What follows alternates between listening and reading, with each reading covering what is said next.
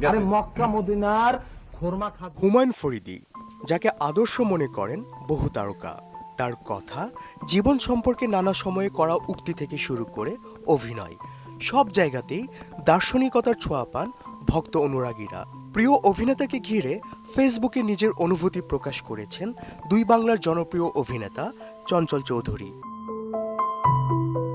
ফেসবুকে এক পোস্টে চঞ্চল চৌধুরী লিখেছেন, হুমায়ুন ফরিদীর অভাব কখনো পূরণ হওয়ার নয়, তাই তো এখনও গভীর রাতে তার ছবি আঁকেন ক্যানভাসে, নানান রেখায় জীবন্ত হয়ে ওঠেন তিনি। চঞ্চল আরও লেখেন, হুমায়ুন ফরিদী একজনই, আরও জানিয়েছেন জন্মদিনের শুভেচ্ছাও।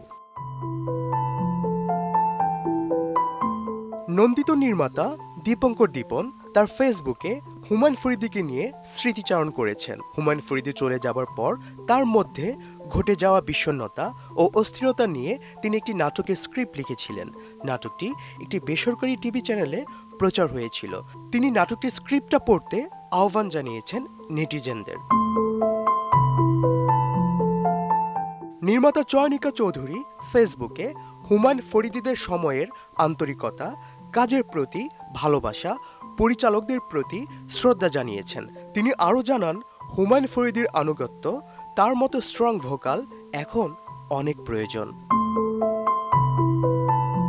প্রয়াত এই কিংবদন্তির জন্মদিনে তাকে শুভেচ্ছা বার্তা এবং শ্রদ্ধা জানিয়ে ফেসবুকে স্ট্যাটাস দিয়েছেন শোবিজ অঙ্গনের তারকা থেকে শুরু করে তার ভক্ত অনুরাগীরাও।